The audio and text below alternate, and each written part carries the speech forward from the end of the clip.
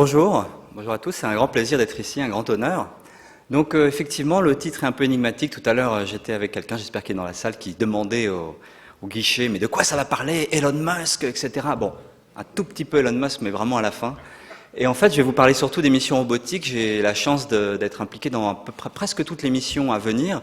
Et donc j'avais envie de vous raconter, parce qu'il se passe beaucoup de choses. Il y a eu une première vague, vous avez tout suivi, avec les robots, je vais en parler un petit peu dans la première partie. Et puis les missions à venir, qui sont quand même très intéressantes. Alors, je vais quand même partir de la base. Donc Mars, je sais qu'ici c'est un festival d'astronomie amateur. Vous avez tous déjà observé Mars. Ça, c'est vraiment une super image de Mars, telle qu'on peut la voir maintenant avec un petit télescope, telle qu'on pouvait voir Mars il y a quelques dizaines d'années au 19e siècle. Et bien sûr, sur cette base-là, vous savez que Mars est assez difficile à observer, de vous comprendre ce que l'on voit. Et ce qui fait que la première chose lorsqu'on pense à Mars, dans le grand public, c'est pas votre cas, j'en suis sûr, on pense avant tout aux Martiens, quoi. On pense avant tout à tous ces scénarios extraordinaires qui ont alimenté toute la science-fiction. Moi, j'adore la science-fiction, c'est très intéressant. Sur ces images-là, on voit plein de choses très bien, que par exemple, visiblement, les Martiens préfèrent les brunes, des choses comme ça. Mais mon sujet, c'est que la vraie planète Mars, telle qu'on la découvre maintenant, elle est vraiment aussi très intéressante, elle existe, elle est réelle, elle est extrêmement active, extrêmement riche, et c'est ce monde-là, c'est un vrai monde compliqué que l'on essaie d'explorer et de comprendre. Alors pour cela, bien sûr, il a fallu y aller, et alors j'aime bien montrer cette image-là quand je raconte ça. Pour nous, Européens, la première mission vers Mars, en orbite autour de Mars, c'était la mission Mars Express, une mission sur laquelle j'ai travaillé presque toute ma vie professionnelle, qui a été lancée de Baïkonour il y a plus de 15 ans. Ça a été quand même un très grand succès.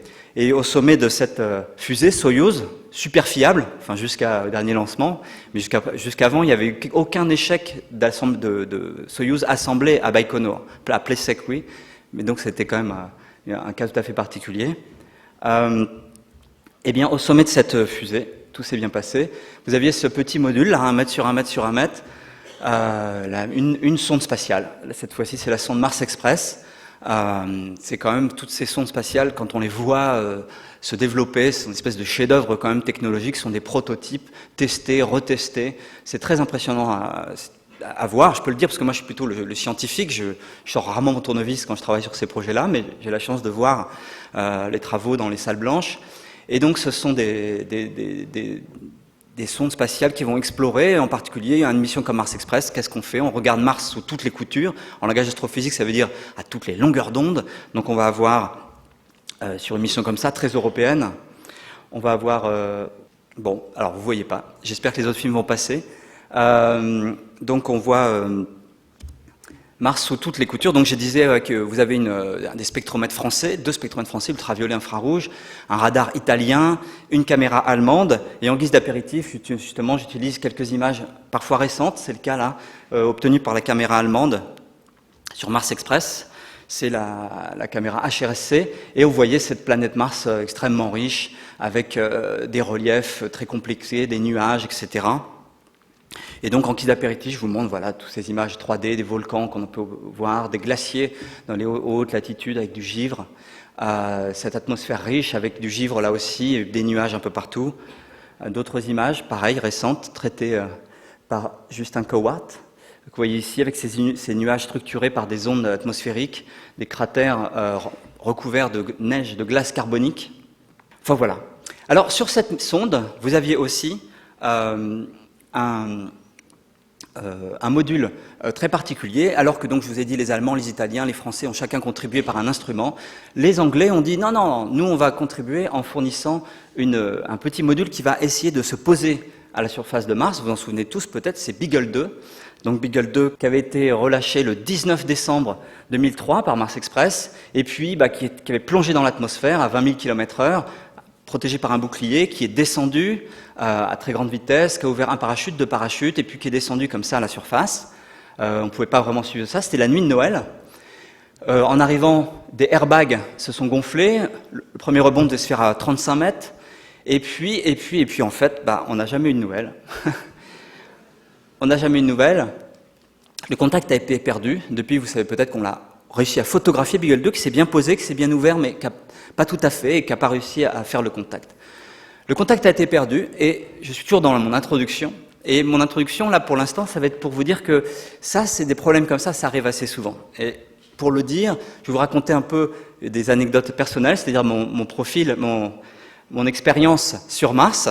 Personnellement, j'ai commencé, il y a pas mal d'années maintenant, je commence à mûrir un peu. J'ai commencé comme ingénieur pour le CNES, je travaillais à la NASA dans les années 90, et la première mission sérieuse sur laquelle j'ai travaillé, c'est le Mars Observer, que vous voyez là-haut, en 1993, un énorme satellite d'observation qui devait se mettre en orbite au mois d'août 1993, et un peu avant l'insertion en orbite, vous savez, quand on arrive à Mars avec un satellite qui doit se mettre en orbite, on rallume les moteurs, les rétrofusées pour ralentir. Au moment où on a préparé les réservoirs, explosion, perte de contact. Bon, ok. Entre-temps, je me suis dit que le meilleur boulot, c'était d'être chercheur. Je suis rentré en France, je me suis inscrit en thèse, et puis j'ai pu commencer à travailler sur une mission très ambitieuse que vous voyez à droite, Mars 96, une mission russe, mais avec une forte contribution européenne, un truc assez formidable, avec des atterrisseurs, des pénétrateurs, un orbiteur. Et Mars 96, vous en souvenez peut-être, a fini au fond de l'océan Pacifique, après le lancement en novembre 96. Bon. Ensuite, j'ai pris des galons et je suis devenu officiellement membre de l'équipe scientifique d'une sonde assez formidable. Moi, je suis plutôt climatologue sur la planète Mars, et qui s'appelait Mars Climate Orbiter. Donc j'étais membre de l'équipe scientifique du spectromètre PEMIR, formidable. J'étais au lancement, au JPL, donc au lancement, à la mise en orbite au JPL, le 23 septembre 1999. Et vous vous en souvenez peut-être, c'est cette fameuse sonde pour laquelle il y a eu des problèmes. La sonde est passée à 40 km de Mars au lieu de 250. Elle a brûlé dans l'atmosphère. Pourquoi ? Parce que les instructions sur les performances du moteur de correction de trajectoire avaient été fournies en pounds par la société Lockheed Martin, alors que la NASA travaille toujours en unité SI, en newton, comme on apprend nous au lycée. Et résultat, on a mal corrigé la trajectoire, elle a brûlé. Bon. Un peu après, j'avais un tout petit peu d'implication, pas trop quand même, dans le Mars Polar Lander, qui devait atterrir au pôle Sud en décembre 1999. Bon, on n'a jamais eu de nouvelles, elle s'est écrasée, on ne sait pas pourquoi. Enfin, on sait un peu, on devine. J'arrive à Beagle 2, perte de contact, elle ne s'est pas écrasée, mais on n'a pas pu la faire fonctionner. Et puis plus récemment, je pourrais mentionner Phobos Grunt, un très gros projet de mission vers Phobos, une mission russe avec une participation française importante, notamment mon collègue Jean-Pierre Bibring. Eh bien, Phobos Grunt, elle, pour changer, a fini au fond de l'océan Atlantique. Donc c'est difficile. Que conclure ? Alors, parfois, quand je fais cette présentation-là, devant le grand public, parfois même devant des collègues, certains s'interrogent, est-ce que, je vais essayer de ne pas parler comme Alain Delon, mais François Forget ne serait pas un chat noir qui porterait, qui serait un signe de malchance, quoi. Mais non. Pas du tout. Vous savez tous le vrai problème. Le vrai problème, c'est que l'exploration spatiale, c'est difficile. Donc j'illustre ça avec les mots de Kennedy, les fameux mots qui sont à la mode, dont on va beaucoup entendre cette année pour l'anniversaire des 50 ans d'Apollo, avec son accent de Nouvelle-Angleterre. We chose to go to the moon, not because it is easy, but because it is hard. Il utilise le mot hard, c'est quand même étonnant. C'est pas difficult, c'est hard, c'est dur. L'exploration, elle est très difficile. Il faut, comme vous le savez, il faut que, sans qu'on puisse vraiment tout tester à l'avance, il faut que tout fonctionne de manière autonome, et on a vite fait d'avoir des problèmes. Et vous allez voir que j'ai pas fini de vous raconter des histoires comme ça. Bon, quand même, de temps en temps, ça marche. Donc je peux faire un bilan quand même des missions qui ont fonctionné. Vous voyez que c'est pas toujours le cas, c'est très difficile. On a les missions passées d'autrefois, surtout les grandes missions des années 70, Mariner 9 et Viking, sur lesquelles j'ai beaucoup travaillé au début de ma carrière. Et puis la belle mission Mars Global Surveyor, qui a fonctionné jusqu'en 2006, qui a révolutionné notre connaissance de Mars. Sur la surface, on a pu poser la mission Pathfinder en 96, le rover Spirit, l'atterrisseur Phoenix.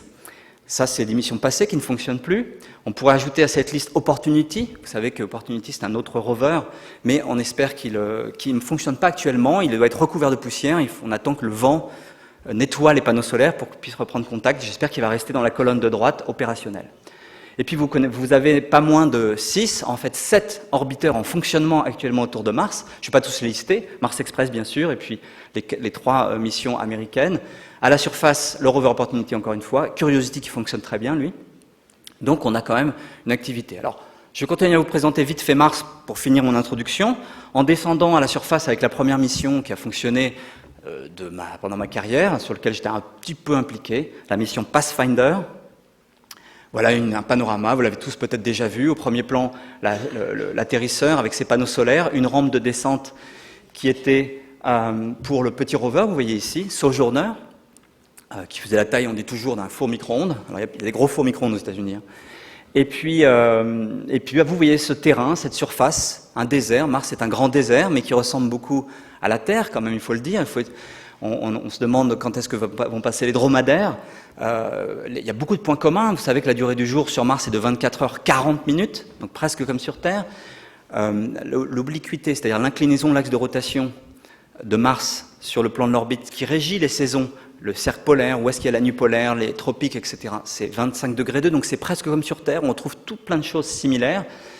Alors bien sûr, c'est un climat hyper continental, hyper désertique. Vous voyez à droite un petit mât qui sert à mesurer la température. Pendant la journée, à la surface, la température monte jusqu'à 20 degrés, mais la nuit suivante, on va avoir moins 80 degrés. Donc il fait très froid. Vous avez une fine atmosphère de CO2, à peu près 1/100 de ce qu'on a sur Terre. Et attention, bien sûr, même avec un gros pull et un masque à oxygène, c'est que du CO2, il faut mettre quand même un scaphandre. Ça ne suffit pas de mettre un gros pull et un masque à oxygène, puisque à cette pression-là, votre sang et votre salive, vos yeux risquent de bouillir, enfin de ne pas être stable, très agréable. Donc il faut mettre un scaphandre. Bon voilà, ça c'est Mars. Une chose qu'on remarque bien sûr, c'est que le ciel n'est pas bleu comme sur Terre, et il est vrai que partout, tout le temps, depuis qu'on a des sondes qui sont sur Mars, ça fait des années, le ciel est toujours orangé, rosé, parce que vous avez en permanence en suspension dans l'atmosphère un peu de poussière, soulevée par des tempêtes de poussière, comme ici, et qui montre toute l'activité, la complexité de ce système climatique qui est très intéressant. Qu'est-ce qu'on voit là? On voit, tout à fait au-dessus de l'image, vous avez le pôle Nord, recouvert d'une couche de glace carbonique, d'atmosphère gelée, de quelques dizaines de centimètres. Le gradient de température crée une dépression. Vous avez une dépression avec un front, et puis qui soulève de la poussière, un peu comme sur Terre. Vous avez à côté des brumes de glace d'eau, et tout ça fait un système assez complexe finalement. Sur Terre, le climat est rendu complexe par les océans, les nuages. Sur Mars, c'est la poussière, la glace carbonique, la glace d'eau. Je n'ai pas pu m'empêcher d'ajouter cette petite image que peut-être ça vous sera parlante pour certains d'entre vous. Cet été, on avait une opposition, c'est-à-dire que Mars était au plus près de la Terre, on pouvait très bien l'observer, mais c'était un petit peu frustrant puisque on a eu début juin une tempête de poussière qui a pris une dimension planétaire, qui a complètement recouvert la planète, ce qui fait que pendant toute une partie de l'été, lorsque Mars était au plus près de la Terre, on n'a pas vu grand-chose. J'espère que certains d'entre vous ont pu quand même voir la calotte polaire sud, qu'on devine, calotte polaire de CO2. Ces tempêtes de poussière sont assez énigmatiques. Ça fait partie de la longue liste des énigmes concernant le système climatique martien. On en a observé qu'à partir de 1956. En 1956, il y avait aussi une très belle opposition pendant l'été. Pour l'anecdote, c'était l'objet du stage de 3e année, je crois, de Carl Sagan, un des gourous de l'astronomie américaine, vous connaissez peut-être, qui a fait son stage à l'observatoire McDonald, qui devait observer Mars pendant tout l'été. Pendant tout l'été, il y avait une tempête de poussière. Donc, de la conclusion de son stage, j'ai vu, c'est que Mars est aussi intéressant qu'une balle de baseball sans les coutures. Bref, c'était le cas aussi cet été. Et ce qu'on ne comprend pas très bien dans cette tempête de poussière, c'est pourquoi elles ont eu lieu certaines années, mais pas d'autres. Donc si vous avez des idées, on est preneur. On a des idées, mais on a du mal à les modéliser, les simuler, reproduire la réalité. Alors, je rajoute quelques images. On a aussi un système, un cycle de l'eau sur Mars, avec en particulier une calotte polaire qui est souvent éclairée, qui est éclairée l'été, qui chauffait la glace d'eau se sublime, beaucoup de vapeur d'eau vont dans le système et puis crée tous ces systèmes de nuages qui sont très beaux à voir. Voilà une image iconique de l'époque de Vikings, des années 70. Vous avez Olympus Mons, 20 000 mètres de haut, entouré de nuages qui se forment là par refroidissement dans les ascendances, avec plein d'ondes partout, comme on a vu tout à l'heure. Vous avez, vu de la surface, ça ressemble à ça, toujours beaucoup de poussière dans l'atmosphère, mais à 20 000 mètres de haut, 25 000 mètres, vous avez des nuages, plutôt des cirrus, des nuages de glace avec des cristaux de quelques microns. Et voilà à quoi ça ressemble si on se promène à la surface dans ces régions. Ce n'est pas une région très nuageuse, mais voilà ce que l'on peut voir. Et puis on a régulièrement, en particulier un peu comme sur Terre, donc ici Viking 2, exactement à la latitude de Paris, à 48 degrés nord, en automne, en hiver et au printemps, eh bien la surface se recouvre de givre. Au cœur de l'hiver, toute la journée est recouverte de givre, c'est du givre d'eau. Et donc on voit bien qu'on a vraiment un cycle de l'eau actif. Ce que l'on a pu montrer aussi avec toute cette vague de missions, cette première vague, ou plutôt cette deuxième vague, après Mariner 9 et Viking, puis les missions des années 90, c'est qu'il y a de l'eau, beaucoup de glace dans le sous-sol, partout. Tous les 6 mois, on annonce qu'on a trouvé de l'eau sur Mars. Par contre, on a pu montrer que sur Mars, il y a de la glace, mais pas d'eau liquide en surface. On pourrait en discuter si vous voulez. Il n'y a pas d'eau liquide en surface, on n'a toujours pas vu. Alors évidemment, ça pose un problème, parce que sur Terre, la vie telle qu'on la connaît, telle qu'on peut l'imaginer, a besoin d'eau liquide. Sur Terre, l'égalité vie égale eau liquide est très frappante. Partout où il y a de l'eau liquide, vous avez de la vie active. Lorsqu'il n'y a pas d'eau liquide, la vie est inactive. Partout, tout le temps, il n'y a pas d'exception. Donc évidemment, si on souhaite découvrir une seconde jeunesse, une vie sur Mars, c'est quelque chose d'un peu frustrant, ça va être très difficile, tout indique que ça va être très difficile de trouver des formes de vie sur Mars. Cela dit, ça c'est vrai pour aujourd'hui. Est-ce que c'était vrai autrefois? Vous le savez sans doute. Non, autrefois Mars était une planète très différente, alors il y a eu plein d'époques, plein de visages de la planète Mars, mais lorsqu'on regarde une carte topographique de Mars, vous voyez ici, donc en rouge c'est les hautes altitudes, en bleu les basses plaines, vous reconnaissez tous, en blanc vous avez les grands volcans de la région de Tharsis, et puis eh bien, on voit que toute cette région rouge, les hauts plateaux de l'hémisphère sud, sont couverts de cratères. Pourquoi il y a des cratères alors qu'on n'a pas ça sur la Terre, on a plutôt ça sur la Lune? C'est parce que cette surface est restée exposée aux impacts d'astéroïdes, de météorites, depuis des milliards d'années. Et donc on a la moitié de la surface de Mars qui date de plus de 3 voire 4 milliards d'années. Et donc on a pu enregistrer ici un passé très riche, un passé qui date d'une époque du système solaire pour lequel on n'a presque plus de roches sur Terre, quasiment rien, plus d'échantillons. Alors que la moitié de la planète Mars, elle date de cette jeunesse du système solaire. C'est très intéressant, d'autant plus que lorsqu'on zoome, lorsqu'on prend des photos à haute résolution dans ces terrains très anciens, eh bien, on voit un peu partout des traces de lits de rivières, des traces de lacs, des sédiments, qui montrent que Mars, il y a 3,5-4 milliards d'années, une planète complètement différente, qui a connu des rivières, des lacs, des sédiments. On fait de la minéralogie, on trouve des argiles qui sont normalement formées en présence d'eau liquide. On trouve plein d'indices qui suggèrent que Mars, à cette époque-là, était une planète qui probablement ressemblait beaucoup à la Terre, avec des lacs, des grands lacs, des rivières, un cycle hydrologique tout à fait comparable à la Terre. Or, il se trouve que sur Terre, à cette époque-là, la vie est apparue. Il y a aussi loin qu'on puisse regarder dans les quelques cailloux anciens que l'on a sur Terre, tout indique que la vie était présente il y a 3,5 milliards d'années. Donc peut-être que la vie est apparue sur Mars, et c'est évidemment un sujet absolument passionnant, un sujet d'étude prioritaire. Alors pour bien faire les choses, évidemment, on aimerait descendre à la surface, envoyer des biologistes avec un petit microscope, vous voyez, puis chercher éventuellement des fossiles. Alors ce qui serait bien, c'est de trouver des fossiles de coquillages, des trucs, mais c'est très peu probable, la vie probablement n'a pas eu le temps d'évoluer.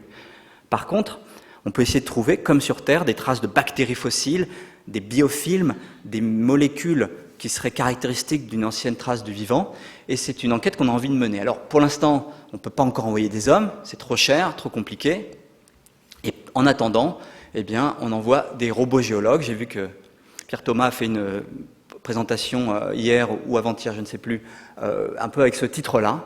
Et ben donc vous l'avez vu, vous connaissez tout par cœur. On a pu envoyer progressivement sur Mars, surtout les Américains. Eh bien, d'abord le petit rover Sojourner dont je vous ai parlé, Spirit et Opportunity, donc un assez gros rover, 180 kg, bien équipé. Opportunity, encore une fois, a fait des dizaines de kilomètres, fonctionne encore, on espère. Et puis aussi, arrivé en 2012, vous avez le rover Curiosity, cette fois-ci quelque chose qui fait presque 1 tonne. C'est vraiment très grand, là on voit les roues sont vraiment impressionnantes, ça ressemble à une voiture, c'est vraiment extraordinaire à voir. J'ai eu la chance de souvent le voir pendant son montage au JPL. C'est quand même un engin absolument extraordinaire, pour moi un chef-d'œuvre de l'humanité. Bref, on a pu envoyer tous ces robots sur Mars. Curiosity a la supériorité par rapport à tous les autres rovers de pouvoir faire des selfies, ce qui est quand même très à la mode, parce qu'il a un grand bras avec une caméra, il prend 2 photos, et puis si vous regardez le site de Curiosity, il fait des selfies sans arrêt, tous les 15 jours, hop, vous avez un selfie, c'est quand même rigolo. Et on voit cette extraordinaire machine se promener au fond d'un ancien cratère, le cratère Gale, et mener l'enquête. Là, on voit des images, tout indique que dans cette région-là, vous aviez un ancien lac avec de l'eau, pas trop acide, pas trop basique, propice à la vie. Alors on peut pas encore vraiment, il n'est pas équipé vraiment pour mener à la recherche de fossiles, mais on comprend de mieux en mieux ce qui s'est passé à cette époque-là. Voilà, ça c'était mon petit bilan.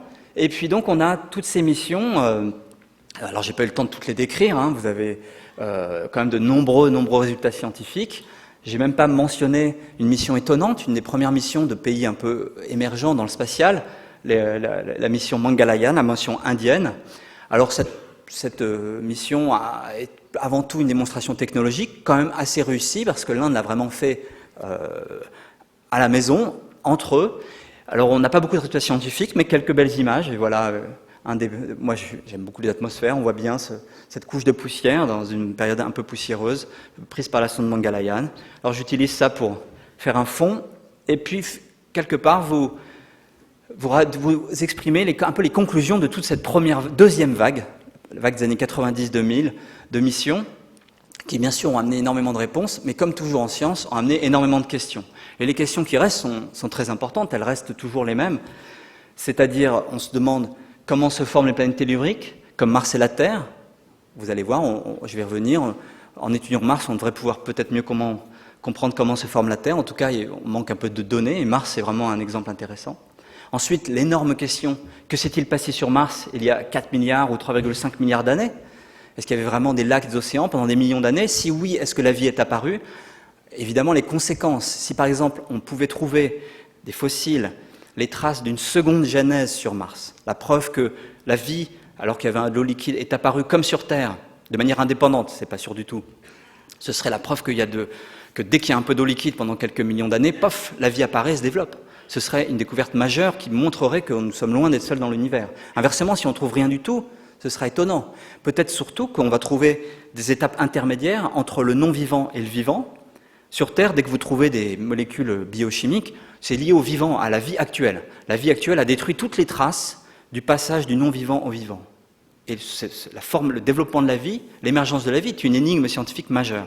Peut-être que sur Mars, même si la vie n'est pas apparue, on va trouver des étapes intermédiaires, ce qu'on appelle la chimie prébiotique, qui viennent répondre à ces questions-là. Donc, ça c'est une question énorme. Que s'est-il passé sur Mars il y a 4 milliards d'années? La vie est-elle apparue? Ensuite, on peut se poser la question de pourquoi Mars n'a pas connu le même destin que la Terre. Là encore, c'est très important parce que vous savez qu'on observe des milliers, on a la conviction maintenant qu'il y a des planètes extrasolaires autour de la plupart des autres étoiles.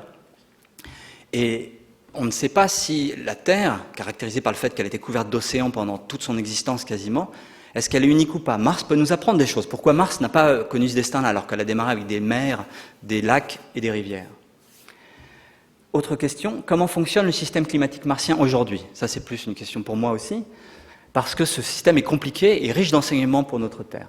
Et puis enfin, on a envie de se poser la question, la vie subsiste-t-elle, non pas à la surface, il n'y a pas d'eau liquide, mais dans le sous-sol martien, où il y a probablement, dans quelques points, des nappes d'eau liquide, y a-t-il de la vie?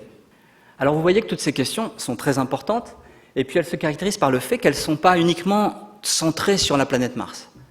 Elles résonnent beaucoup avec cette notion de planétologie comparée, ce concept qui consiste à dire, eh bien, on va étudier les autres planètes, un peu comme en biologie, on étudie les autres animaux pour mieux comprendre le corps humain. En médecine, eh bien là, on étudie une planète comme Mars, qui ressemble beaucoup à la Terre, pour mieux comprendre le fonctionnement de la Terre. Et puis, cette recherche de vie, de ces étapes, c'est pour mieux comprendre nos origines. Bref, j'ai fait un petit show comme ça pour vous dire que étudier Mars, c'est beaucoup apprendre sur la Terre et sur nous. Alors, j'ai un peu changé l'ordre, et puis vous allez voir qu'évidemment, toutes les missions spatiales prévues à venir ont justement pour objectif de répondre un peu à ces questions, évidemment. Alors j'ai un peu triché pour la première. La première, c'est une mission spatiale qui a pour objectif de comprendre comment fonctionne le système climatique martien aujourd'hui. Je vais y arriver. Et est-ce que la vie subsiste dans le sous-sol martien? Alors cette mission, quand je dis que j'ai un peu triché, c'est parce qu'elle a été lancée en 2016. C'est la mission de l'Agence spatiale européenne avec les Russes, ExoMars Trace Gas Orbiter, sur laquelle je travaille beaucoup, et qui était associé à un petit atterrisseur sur Mars. Alors l'ExoMars Trace Gas Orbiter, pourquoi je dis que c'est la nouvelle vague? C'est parce qu'il est arrivé en effet fin 2016 autour de Mars, mais il y a eu des manœuvres très longues pour le mettre en orbite, et surtout pour ramener son orbite près de la planète Mars, bref, sur son orbite de travail scientifique. On a fait de l'aérofreinage, on s'est frotté dans l'atmosphère, ce qui fait que la mission a commencé il y a juste quelques semaines, je dirais, au mois de mai, au mois d'avril dernier. Alors voilà l'affiche de propagande de l'Agence spatiale européenne sur ExoMars 2016. Donc elle a été lancée le 14 mars 2016, elle est arrivée le 19 octobre, et on vient juste de commencer la mission scientifique, en tout cas pour le Trace Gas Orbiter. Alors voilà le Trace Gas Orbiter, photo que j'ai pu prendre avec mon appareil photo à Cannes. Lorsqu'on était en train de la développer, on est là en avril 2015, c'est un gros engin, 2 fois plus gros à peu près que Mars Express, avec une grosse antenne que vous voyez là, et puis au-dessus l'atterrisseur, on va y revenir. Donc ce gros engin qui est destiné à avoir une très longue durée de vie, parce que un de ses objectifs, c'est de servir de relais entre la surface et la Terre pendant de nombreuses années. Scientifiquement, eh bien, ce Trace Gas Orbiter est équipé d'instruments assez classiques. Vous avez une très très belle caméra stéréo couleur qui va faire des images vraiment sans précédent. Je ne vais pas avoir le temps de vous en montrer. Vous avez un spectromètre neutron haute résolution, c'est pour cartographier la glace dans le sous-sol de Mars. Je ne vais pas non plus trop détailler, mais il tient son nom, Trace Gas Orbiter, le satellite de détection des gaz traces, de ces 2 instruments ici, NOMAD et ACS, qui regroupent en fait 6 spectromètres, qui sont là en fait pour observer l'atmosphère dans les détails. L'idée est la suivante, c'est que en utilisant ces spectromètres, on peut observer des gaz traces qui ont une telle abondance qui pour l'instant ont été très difficiles à détecter. Et l'idée, c'est que si vous avez une activité souterraine, par exemple une nappe aquifère avec de la vie, ça c'est optimiste, mais même simplement du volcanisme ou de l'hydrothermalisme, eh bien cette activité normalement relâche des gaz qui peuvent être détectés dans l'atmosphère. Évidemment, ce qu'on aimerait, c'est faire un forage jusqu'à 2000 mètres, aller voir si on trouve des bactéries actives, etc. Mais ça, c'est extrêmement difficile. On ne peut pas accéder. Peut-être des humains pourraient faire ça, mais pour l'instant, on ne peut pas le faire. Donc, on s'est dit, bah tiens, on va renifler, sur Terre ça marcherait très bien, on va renifler pour voir si on peut détecter certains gaz qui seront la signature d'une activité souterraine, parce que ce gaz va dégazer du sous-sol. Alors voilà, c'est ce que représente ce schéma. On représente notamment le méthane. Je ne vais pas y revenir, vous savez que le méthane c'est un sujet de controverse sur Mars, parce que certains instruments l'observent, d'autres non, et on se demande s'il y en a ou pas, et s'il y en a beaucoup, à ce moment-là, on se demande d'où il vient, et peut-être qu'il devrait avoir une origine biologique. Le Trace Gas Orbiter va résoudre ce débat, va le clore, parce que sa sensibilité est telle qu'il pourra savoir s'il y en a, ou comment, quelles sont les sources. La grande méthode du Trace Gas Orbiter, c'est la suivante. C'est d'observer, non pas l'atmosphère directement, mais d'observer le Soleil se coucher. À chaque orbite, on peut faire ça 24 fois par jour, se coucher ou se lever, et le Soleil est comme un phare qui éclaire l'atmosphère, et les photons du Soleil vont passer à travers l'atmosphère, être absorbés par les molécules, et on peut avoir comme ça un système de sondage extrêmement sensible. Et c'est avant tout ce que fait ce Trace Gas Orbiter. Alors, associé à cette mission-là, vous aviez un atterrisseur, Schiaparelli, sur lequel j'ai beaucoup travaillé. J'étais responsable de toute une partie de la méthode pour l'atterrissage, surtout de l'environnement, des prévisions météo, si vous voulez, pour la descente. Alors c'est un engin assez gros, 577 kg, avec 2,4 mètres de diamètre, qui était essentiellement équipé de capteurs technologiques. L'idée, c'est vraiment d'apprendre à se poser sur Mars. Voilà une photo prise à Turin. Il a été développé chez Thales Alenia à Turin. Et donc cet engin-là, il devait se poser. Il y avait quand même un peu de science dessus. Je ne vais pas détailler, juste peut-être pour mentionner une science extrêmement innovante. La plupart des autres capteurs sont des capteurs météo tout à fait typiques quand on se pose sur Mars. Mais vous aviez un capteur électrique qui avait beaucoup d'objectifs importants, en particulier pour contribuer à comprendre le comportement de la poussière. Je vous ai dit que c'était un peu énigmatique. Effectivement, les poussières probablement s'électrisent en se frottant, et on comptait beaucoup sur ce petit capteur électrique développé par mon collègue Franck Montmessin au Latmos et à Paris, à Guyancourt, en banlieue parisienne. Alors, que s'est-il passé ? Nous sommes le 19 octobre 2016, et voilà les images, le petit film pas de propagande, mais informatique qui a été préparé pour raconter ça. Donc le lander Schiaparelli devait arriver à 21 000 km/h. Pendant toute une partie de la descente, jusqu'à peu près 40 km, il chauffe énormément, il ralentit peu, mais c'est très difficile de perdre toute cette énergie cinétique. Et puis peu à peu, on arrive à une vitesse balistique, et on va moins chauffer, ce qui fait qu'arrivé vers 11 000 mètres, on va pouvoir déjà larguer. Donc là, on fait une descente balistique, on freine, larguer le parachute, qui va freiner. Alors c'est très difficile parce que l'atmosphère est tellement fine qu'on doit larguer le parachute avant même sans avoir passé le mur du son dans l'autre sens, c'est-à-dire qu'on est à des vitesses supersoniques à 1700 km/h, et on freine, on est encore très très rapide. Malgré tout, arrivé à peu près 7000 mètres, on va larguer le bouclier avant. L'intérêt, c'est que là, vous voyez ces 4 antennes concentriques qui sont au milieu, bien, ce sont des antennes radar qui servent à mesurer l'altitude et qui vont permettre de contrôler la descente. Tout ça a très bien fonctionné, le radar s'est allumé, et puis on a tout largué à 1200 mètres, on allume des rétrofusées, 9 rétrofusées, et on devait faire une descente contrôlée jusqu'à la surface. Donc là, vous voyez la charge utile, les grosses boules sont des réservoirs de carburant, d'hydrazine. On devine un peu la charge utile des instruments dont je vous ai parlé tout à l'heure. Et puis, arrivé juste au-dessus de la surface, au dernier moment, on coupe les moteurs, parce qu'il ne faut pas qu'ils percutent la surface. Vous avez le radar, et au-dessus, vous avez une espèce de mousse, crushable material, je ne sais pas comment on dit ça en français. Pouf, ça se pose. Et puis là, on devait fonctionner un certain temps pour faire des mesures scientifiques. Bon, vous savez peut-être que ça n'a pas fonctionné comme prévu. Effectivement, je montre là une photo que j'ai prise, alors celle du bas, hein, avec mon téléphone portable. Nous sommes le 19 octobre 2016, j'étais dans la salle de contrôle de l'ESA, là, à Darmstadt, à l'ESOC.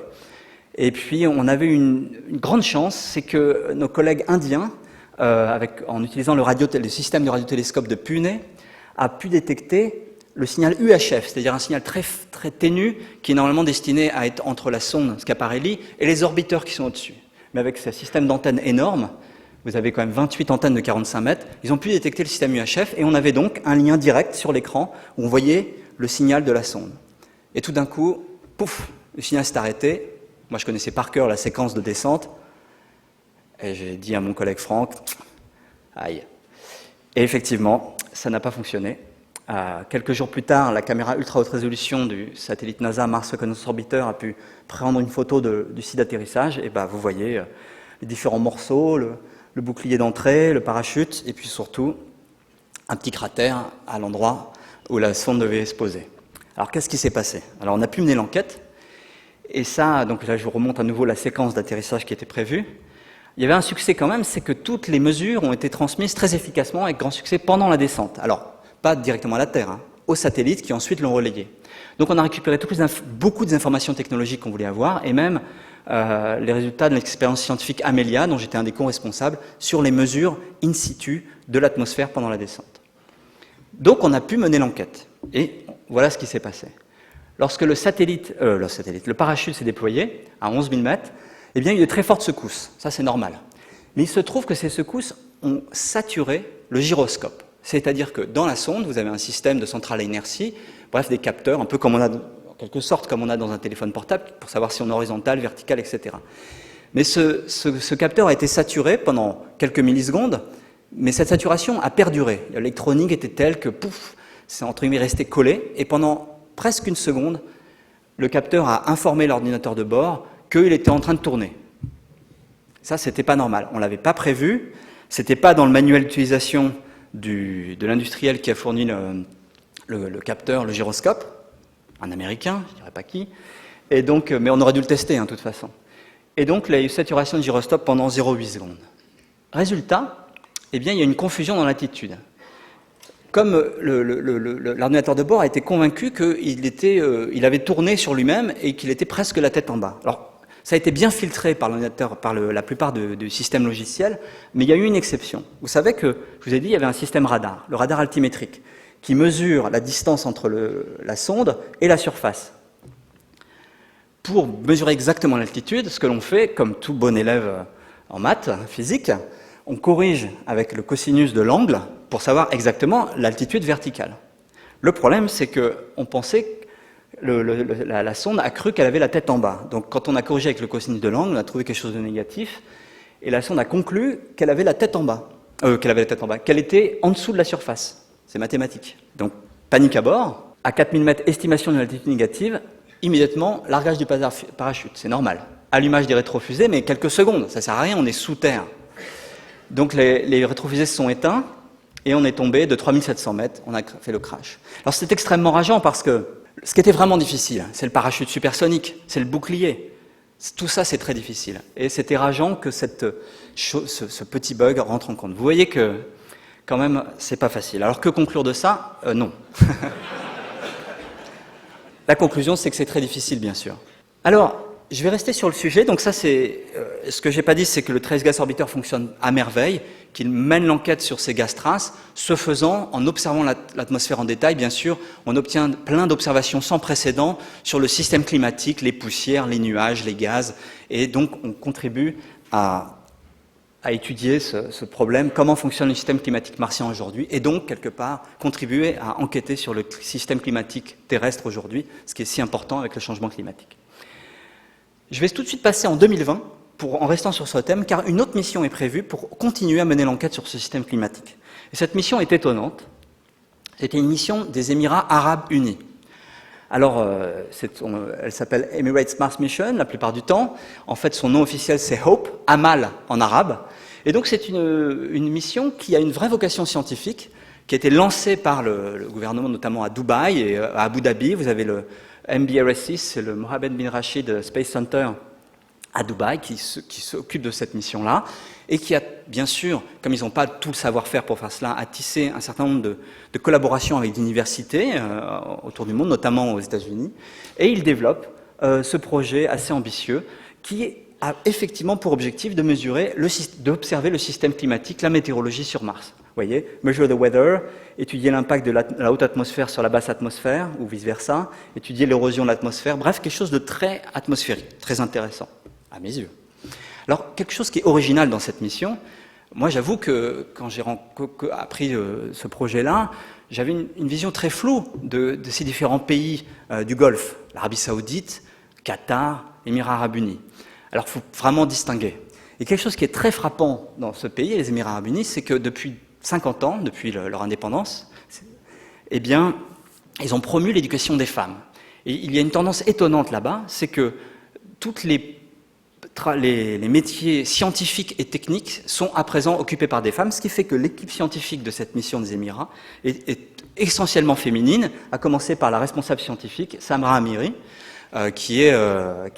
donc vous avez vraiment quelque chose de tout à fait étonnant, avec des réunions presque féminines. Les hommes, c'est souvent les étrangers. Alors cette mission, contrairement à ce qu'on voit là, n'a pas 3 panneaux solaires, elle en a plus que 2 maintenant. C'est une mission classique, à peu près de la taille de Mars Express, on va dire. Je ne vais pas rentrer dans les détails, vous avez tout un ensemble de choses. Vous avez une charge utile qui est assez classique elle aussi, c'est-à-dire vous avez des instruments pour faire du sondage atmosphérique dans l'infrarouge thermique, un peu comme on fait en météo autour de la Terre, un spectromètre ultraviolet pour regarder la très haute atmosphère, et puis une caméra type météosat, si vous voulez, pour cartographier les nuages, leur évolution. Tout ça est classique. Mais ce qui est vraiment original et qui va faire peut-être contribuer à de belles découvertes scientifiques, c'est l'orbite de cette sonde. Contrairement à toutes les missions spatiales qui ont lieu pour l'instant, qui sont généralement des missions avec des orbites presque polaires, on aura là une orbite très peu inclinée, de 25 degrés, donc qui va être essentiellement équatoriale et assez éloignée de la planète, ce qui fait que on va pouvoir être toujours un peu loin et un peu se comporter, pour faire, j'ai un peu caricatural, mais un peu comme météosat. De temps en temps, on va être au-dessus d'une région, on va observer tout ce qui se passe, et puis on va remonter, redescendre, et on va pouvoir cartographier à différents moments tout ce qui se passe sur la planète. Et donc finalement avec une charge utile classique, mais en utilisant une orbite innovante, on va pouvoir vraiment répondre à plein de questions scientifiques concernant par exemple le cycle diurne des nuages qu'on n'arrive pas à observer lorsqu'on a une orbite polaire, puisqu'on regarde toujours les nuages à peu près à la même heure. Voilà, donc ça c'était pour ce qui concerne le système climatique martien aujourd'hui. Je vous ai mis ensuite une autre question. Mars comparé à la Terre, comment se forment les planètes telluriques? Et là encore, évidemment, on se doute qu'on a beaucoup à apprendre des autres planètes. Alors, vous avez tous déjà vu ce genre d'image. C'est toujours très frappant d'imaginer qu'on puisse comprendre exactement tout ce qui se passe à l'intérieur de la Terre. Donc, dans tous les livres de classe et les bons livres scientifiques, on voit toujours cette coupe. Ça fait des dizaines d'années qu'on sait faire ça. On voit qu'il y a une graine à l'intérieur de la Terre, un manteau, un noyau, un certain nombre de mouvements, des failles tectoniques, etc., etc. Comment est-ce qu'on sait tout ça? Alors, on l'a su en utilisant essentiellement un outil très particulier qui est la sismologie. L'idée, c'est que lorsque vous avez un petit tremblement de terre ou un gros tremblement de terre sur la Terre, ça envoie des ondes dans toutes les directions. Vous avez tout un réseau de sismomètres un peu partout qui détectent les caractéristiques de ces ondes. Et année après année, on a eu un véritable scanner de l'intérieur de la planète Terre. On connaît très bien ce qui se passe. Alors évidemment, ce qu'on aimerait, c'est connaître comment fonctionne l'intérieur des autres planètes pour pouvoir comparer. Mais évidemment, c'est très difficile puisqu'il faut mettre des sismomètres à la surface des planètes. Alors on n'a rien sur Mercure, évidemment, rien sur Vénus, on n'avait rien sur Mars, mais ça va changer. Ça va changer puisque dans quelques jours, dans le 26 novembre, va se poser à la surface une mission spatiale, InSight, dont Philippe Dieudonné a parlé, je crois, hier ou avant-hier, et qui va justement répondre à ces questions, mener l'enquête sur la structure interne de Mars. Là, vous avez une belle image d'artiste de la structure interne de Mars. En fait, on n'en sait rien. Et il est possible qu'on ait des énormes surprises qui vont générer une révolution scientifique. Alors, un mot sur cette mission. Voilà un petit time-lapse du montage de cette mission au JPL, donc en Californie. Là, c'était parce que j'ai la chance aussi d'être sur cette mission spatiale, et j'ai eu la chance d'aller au lancement. Et je vous montre une image, la photographie que j'ai prise du lancement. Alors, qu'est-ce que ça veut dire? Eh bien, c'était un lancement tout à fait atypique. C'était pas à Cap Canaveral en Floride, c'était en Californie, à la base de lancement Vandenberg, qui est très connue par le fait qu'elle est tout le temps dans la brume. Et donc, le lancement, c'était un lancement de nuit. On a très bien entendu la fusée Atlas 5 qui a été lancée, mais on n'a rien vu du tout. Donc voilà la meilleure photo. Bon, il y a eu quand même quelqu'un d'astucieux, assez astucieux, qui a pris un petit avion, qui s'est mis à la limite de la zone d'exclusion. Évidemment, on ne peut pas voler en avion juste au-dessus d'une base de lancement de fusée, et puis qui a réussi à prendre cette photo-là. La fusée qui sort de la brume, nous on était dedans, on voyait rien, on l'entendait, et on voit cette sonde voilà, qui est partie au mois de mai dernier. Maintenant, la croisière se fait depuis ce temps-là, et le 26 novembre prochain, la sonde va arriver près de Mars. L'étage de croisière va être largué, et puis vous allez à nouveau avoir cette séquence de descente que je vous ai déjà montré plusieurs fois. Là encore, notre équipe a beaucoup travaillé là-dessus. Alors, on n'a conclu rien. Avec le JPL, dans le cadre d'un contrat avec le CNES et le JPL. Et on va faire cette entrée, à nouveau quelque chose de très difficile. On appelle ça les 6 minutes de terreur, en l'occurrence, parce que vous avez tous ces systèmes mécaniques qui doivent se déclencher parfaitement. Le satellite supersonique, à environ 10 000 mètres d'altitude, le largage du bouclier, c'est toujours le même système. Là, c'est un système qui ressemble plutôt à l'atterrisseur Phoenix, qui est arrivé en 2008. On largue, il y a une chute libre comme ça, qui dure assez longtemps, je trouve assez effrayant. Et au bout d'un moment, on allume les rétrofusées et on fait une arrivée contrôlée, un peu comme le module lunaire Apollo, pour se poser dans un terrain. On a choisi un terrain. L'idée, c'est de faire la sismologie. Donc, on a terrain. Je peux vous garantir que le paysage va être extrêmement ennuyant, extrêmement plat, sans trop de cailloux. Et puis, donc, on va se poser. Ça aura lieu le 26 novembre. Il y aura un événement ici même. Je vous invite à venir si vous êtes intéressés. Je crois que ça démarre à 17h le 26 novembre. C'est un lundi. Moi, je ne serai pas là, je serai au JPL, donc en Californie, à la NASA. Je crois que je ferai des coucous via le système vidéo. Alors, que va faire cette mission? Après plusieurs jours, tout ça est extrêmement accéléré. On va ramasser cet instrument qui est là et le poser à la surface. Cet instrument, eh bien, c'est ce fameux sismomètre. Et ce qu'il faut bien sûr souligner, c'est que c'est un instrument qui a été entièrement développé en France. C'est l'instrument de mon ami Philippe Lognonnet, qui a été extrêmement difficile à réaliser, qui est incroyablement sensible, et que l'on va poser, ancré à la surface, et même, vous allez voir, pour être sûr qu'il ne soit pas perturbé par le vent, il y a quand même du vent sur Mars, on va le recouvrir d'une espèce de cloche en métal, extrêmement lourde, extrêmement dense, pour être sûr qu'il ne mesure que les tremblements liés à la géophysique de Mars. Bon, cela dit, il y aura quand même, on sait, des perturbations liées à l'atmosphère, mais à distance. Donc c'est une mission étonnante puisque l'instrument principal est français. Ça a été une grande aventure de le développer. On a même dû retarder la mission de 2 ans, tellement ce développement était difficile. Mais c'est un grand succès, je pense, j'espère, de mes collègues de l'Institut physique du Globe et puis du CNES à Toulouse. Alors il n'y a pas que cet instrument-là, donc qui va faire la sismologie. La mission comporte d'autres instruments. Par exemple, moi, je participe à l'équipe qui va utiliser cette mission-là comme station météo. Il y a des capteurs de vent très sensibles, des capteurs de pression avec une précision sans précédente. Et puis vous avez d'autres engins. Par exemple, vous avez ce petit instrument bizarre qui va être posé à côté et qui, lui, a pour objectif non pas de mesurer les tremblements de Mars ou des choses comme ça, mais de mesurer le flux géothermique. Quelle est la température à l'intérieur du sous-sol de Mars?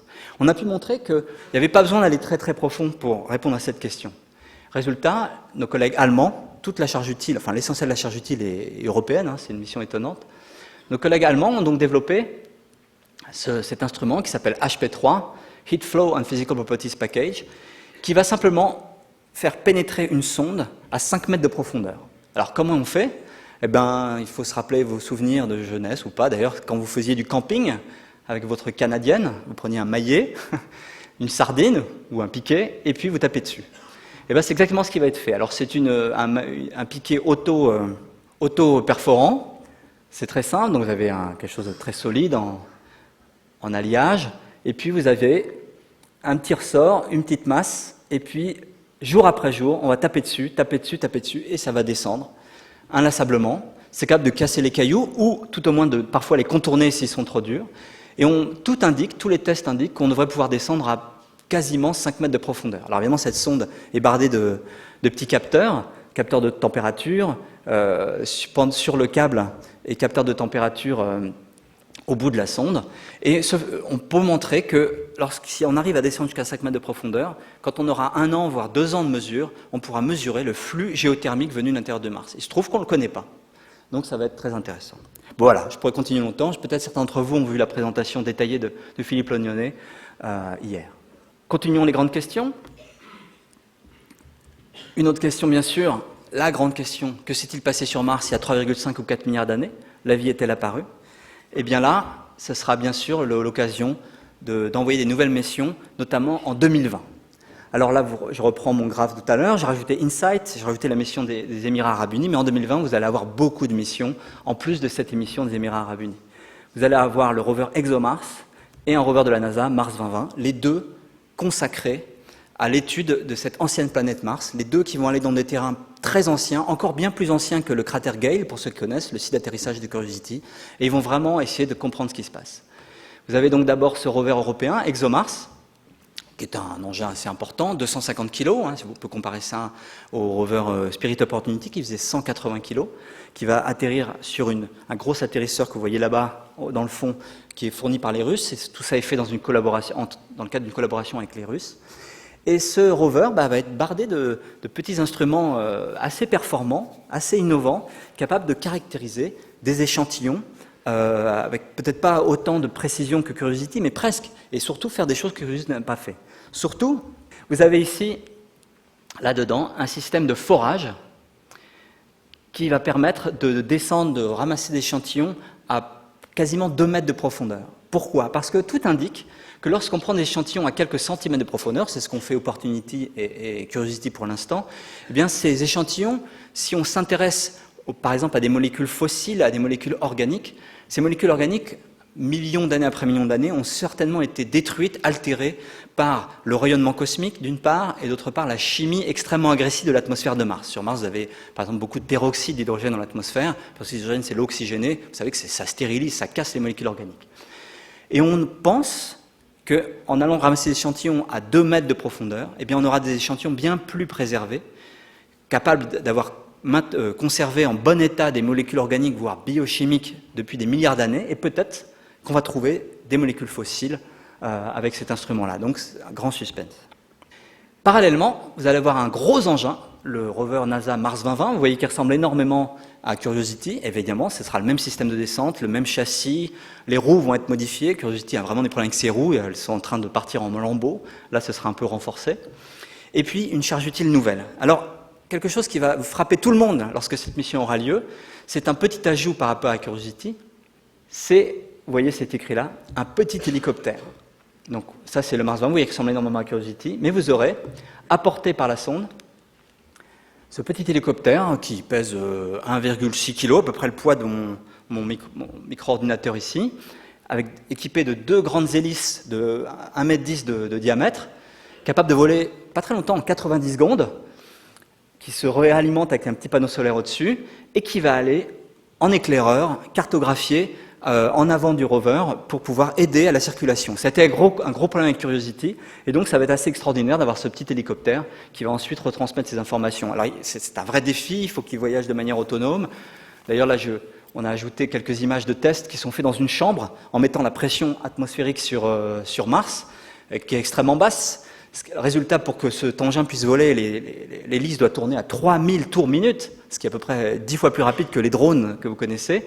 Donc là, on fait un test, évidemment, il est alimenté par un fil parce qu'il faut représenter l'équivalent de la gravité sur Mars, mais ça va être un assez drôle d'engin. Et une fois qu'il sera parti du rover, il ne retournera plus jamais, il enverra ses informations, il se rechargera et il fera des petits bonds de petits vols de 90 secondes en prenant des images. Bon, évidemment, il n'y a pas que ça. Ce rover est chargé de... Alors désolé, je n'ai pas pu les montrer pour ExoMars. Est chargé d'instruments, je ne vais pas détailler bien sûr, mais ce qui est surtout impressionnant, c'est de voir cet énorme bras extrêmement équipé avec des capteurs, d'analyseurs de roches sans équivalent sur Curiosity. Mais je mentionnerai bien sûr l'instrument français, américano-français, qui s'appelle SuperCam. Pour ceux qui connaissent, c'est un héritier de l'instrument franco-américain ChemCam, qui est sur Curiosity, et mais qui est bien plus perfectionné, qui est mené par mon collègue Sylvestre Maurice à Toulouse. Et donc il y a une forte contribution à nouveau française sur cet engin-là. Alors vous savez peut-être que l'objectif numéro 1 de ce rover, c'est non seulement d'aller explorer des terrains bien plus anciens que Gale Crater avec des nouveaux instruments, mais ça va être surtout, alors excusez-moi pour le schéma un peu technique, de ramasser des échantillons avec ce système-là, de l'encapsuler dans un système très complexe donc tous ces grains, ces carottages, ces carottes qu'on a obtenues par forage dans des tubes comme ça, qui vont être scellés de manière extrêmement définitive, extrêmement hermétique, et ensuite déposés à la surface. Pourquoi on fait ça? Parce qu'on veut préparer le retour de ces échantillons sur la Terre. Donc ça va être fait en 2020. Le rover Mars 2020 va déposer ces petits échantillons scellés à la surface, et puis va aller se promener et régulièrement les déposer. L'idée est la suivante, c'est qu'en 2026, au plus tôt, on va envoyer un nouveau engin qui va se poser, vous aurez un petit rover qu'on appelle Fetch Rover, qui sera peut-être fourni par l'Agence spatiale européenne, qui va ramasser les petits cylindres, sans trop se poser de questions, les mettre dans une petite fusée, et on va renvoyer la petite fusée en orbite autour de Mars. Donc ça, ce sera fait par les Américains. Par contre, la petite fusée va larguer une petite sphère qui contiendra peut-être 1-2 kilos d'échantillons et qui va être récupérée, alors ça va être assez compliqué, par un satellite. Ce satellite va rallumer ses moteurs et retourner sur la Terre. Et en arrivant près de la Terre, va larguer une capsule et les échantillons vont être récupérés pour être analysés en laboratoire. Alors il est fort probable aussi que cet orbiteur soit réalisé par l'Agence spatiale européenne et peut-être en France. Alors pourquoi on fait ça? Bien sûr, l'idée c'est d'utiliser les moyens extraordinaires d'analyse que l'on a sur Terre, bien supérieurs à tout ce qu'on peut amener sur Mars, qui font qu'avec juste un petit caillou, on peut quasiment raconter l'histoire de la Terre, avec des cailloux terrestres. Alors sur Mars, on essaie de le faire avec des météorites qui viennent de Mars, mais ce n'est pas aussi précis. Là, on aura choisi avec précision. Et puis surtout, regardez, à nouveau, on va ramasser des traces, des échantillons qui pourraient contenir des molécules fossiles, peut-être liées à la vie. Bref, continuer cette enquête-là. Voilà, j'ai presque fini. Mais c'est pas du tout. J'ai presque fini, mais pas tout à fait du tout, puisque en 2020 il y aura encore d'autres missions. C'est pour ça que j'ai intitulé cet exposé la nouvelle vague. En 2020, et pour l'instant, ça a l'air d'être parti pour tenir l'échéance, la date, la fenêtre de lancement. La Chine va envoyer une mission, et une mission extrêmement ambitieuse. Vous aurez un énorme orbiteur, et puis dans cette couverture ici, un gros système d'atterrissage qui lui-même transportera un rover. Alors, cette mission, ce sera pas un coup d'essai. Peut-être certains d'entre vous se souviennent d'un système équivalent avec un atterrisseur et un rover. C'était la mission Chang'e 3 qui a été lancée en 2013. Vous avez maintenant Shanghai, je ne sais pas trop le dire, 4 qui va aller sur la face cassée de la Lune. En tout cas, vous savez, c'est quand même un engin assez énorme, hein. Par exemple, ce rover a l'air tout petit. En réalité, il fait 150 kg et 120 kg, je crois, 130 kg et 1,50 m de haut. C'est quand même un engin important. Donc l'équivalent va être amené sur Mars. Bon, moi j'ai eu la chance de contribuer un peu avec les équipes chinoises. Vous voyez qu'ils ont confiance, ils croient pas, ils sont pas trop superstitieux. Deux ingénieurs ont fait un séjour long de presque un mois dans notre laboratoire pour, entre guillemets, apprendre à atterrir sur Mars. Et donc on espère que ça va bien se passer. Et puis on essaie de suivre un peu quelle va être la mission scientifique. Vous allez avoir beaucoup d'instruments. En orbite, vous allez notamment avoir, pour ceux qui connaissent, une caméra très haute résolution, assez performante, comparable quasiment à iRISE, la caméra ultra haute résolution de Mars Reconnaissance Orbiter. Et puis sur ce rover, sur l'atterrisseur, vous avez plein d'instruments tout à fait classiques, avec en particulier un radar qui pourra faire des mesures. Les mesures sur la Lune ont été très intéressantes. Alors il faut dire que sur la Lune, ça a marché plus ou moins. Ça a marché un premier jour lunaire, et la nuit est passée, le deuxième jour lunaire, ça a marché un peu, puis il est tombé en panne. Donc voilà le système tel qu'il va atterrir sur Mars, et puis avec ce gros rover, encore une fois, d'1,50 m de haut, donc vous voyez la taille de l'engin. C'est pas fini. Normalement, en 2022, ça va continuer. Sont déjà presque confirmées les missions, bien sûr, Mass Sample Return, que j'ai mentionné. On espère en 2026, peut-être un peu plus tard, s'il y a un retard. Et puis vous avez l'Inde qui très sérieusement a déjà sélectionné une charge utile et prévoit une mission qui s'appellera Mangalyaan 2, avec cette fois-ci une charge utile scientifique plus ambitieuse.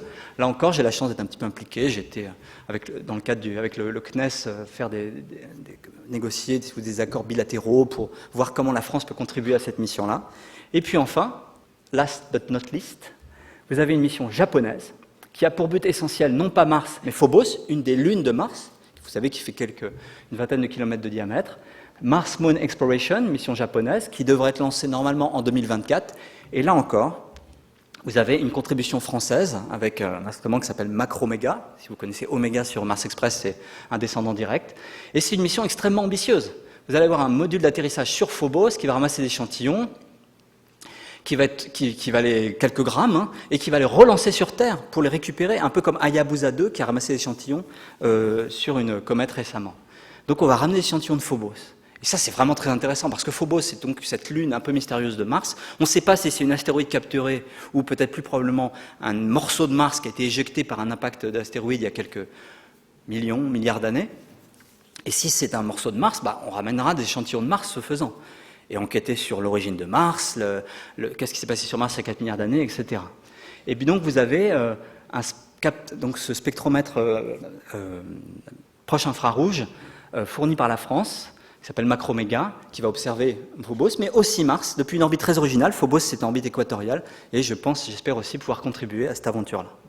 Voilà le schéma très compliqué de l'orbite, le tout c'est en japonais, donc on part de la Terre, on se met en orbite autour de Mars, on va voir Phobos, on va voir un petit peu Deimos, l'autre lune, on ramasse des échantillons de Phobos, on passe pour Deimos, on rentre sur Terre. Très très ambitieux, très compliqué. Voilà, j'ai presque fini. Voilà l'inventaire de toutes ces missions.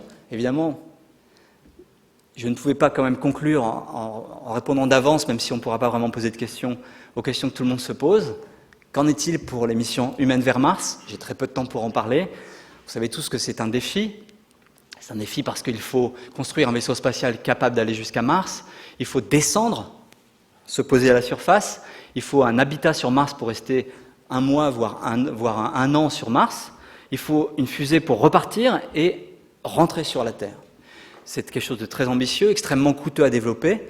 Et comme on pense maintenant qu'il n'y aura jamais de nouveau Kennedy, il n'y a aucune raison que tout d'un coup un président décide d'augmenter le budget de la NASA par 2 ou par 10. Eh bien, il faut faire ça à budget constant avec la NASA, peut-être une contribution de l'Agence spatiale européenne. C'est peut-être faisable, mais ça va prendre beaucoup de temps. Personnellement, je suis avocat de... Alors, vous savez que toute cette actualité, ce débat-là est fortement aussi enrichi par les contributions d'acteurs privés comme Elon Musk avec SpaceX, Jeff Bezos, vous savez, le patron d'Amazon, qui a cette société Blue Origin qui est aussi capable de construire des fusées. Et quelqu'un comme Elon Musk veut construire une énorme fusée, le Big Falcon Rocket, qui devrait être capable tout d'un coup, il n'a pas l'argent pour faire une mission vers Mars, sachez-le, mais il peut proposer à la NASA, regardez, j'ai cette fusée énorme, est-ce que peut-être, si je vous la vends, vous pourrez faire une mission plus tôt que prévu, etc., etc. Beaucoup de débats en ce moment, beaucoup d'activités. La NASA travaille vraiment beaucoup plus efficacement sur ces projets-là qu'il y a ne serait-ce que 5 ans, mais ça paraît encore du lointain futur. Personnellement, je suis avocat d'une mission un petit peu moins ambitieuse, qui serait une mission qui serait en orbite autour de Mars simplement.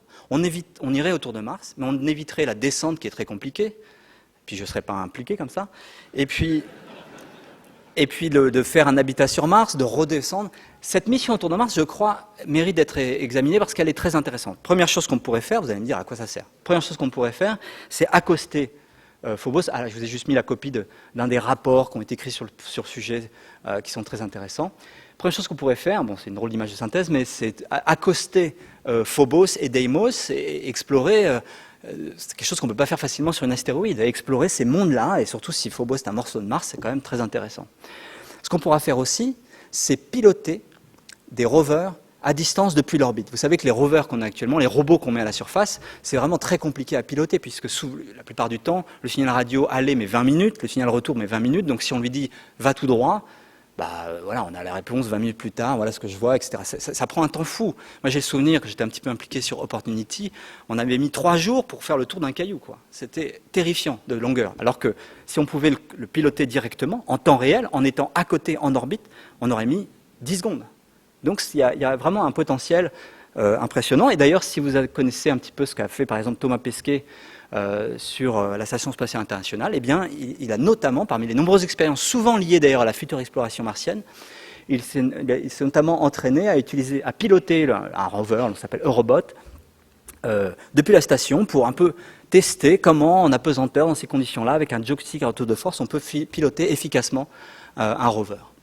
Donc, on pourrait faire ces choses-là. Et là, bien sûr, les coûts est bien moins important. C'est une mission assez extraordinaire, une aventure humaine formidable. Il faut reconnaître que explorer Mars en orbite ou à la surface, ce n'est pas quelque chose qui est justifié par la science, c'est trop cher. Mais par contre, l'aventure est extraordinaire, ce qui fait que beaucoup de contribuables seront d'accord pour participer. C'est comme ça que marche l'exploration humaine, hein, c'est pareil pour l'ISS. Bref, tout ça est peut-être faisable dans le milieu des années 2030. Même dans notre rapport ici, on avait conclu que c'était presque faisable en 2034. Alors, ce à une condition, bien sûr, c'est que l'essentiel des moyens, je parle là plutôt pour la NASA, aille dans le développement de moyens vers Mars et non pas vers un retour sur la Lune. En particulier, si la NASA, avec l'Agence spatiale européenne, décide de faire une station spatiale permanente sur la Lune, ce qui est envisagé, encore en débat, dans ce cas-là, on retarde une activité vers Mars de quasiment 30 ou 40 ans. Voilà, donc c'est quasiment ma conclusion. Et pour contredire un peu ce que je viens de dire, je vais juste mettre un dernier slide que mon collègue Sylvain Boulet m'a demandé de mettre. Je viens de dire qu'il ne faut pas retourner sur la Lune trop. Et lui, vous avez peut-être déjà vu ce slide, a lancé une grande action le 12 et 13 juillet 2019. Ça s'appelle On the Moon Again. Donc juste un petit peu, hein, pas trop.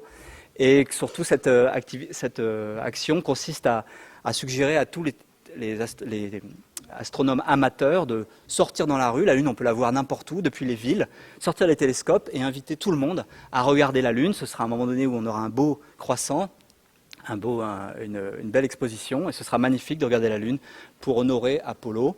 Peut-être motiver l'exploration spatiale de la Lune, mais j'espère qu'on ne décidera pas de faire une station permanente sur la Lune parce que ça retardera l'exploration martienne de 50 ans ou 30 ans. Voilà, merci.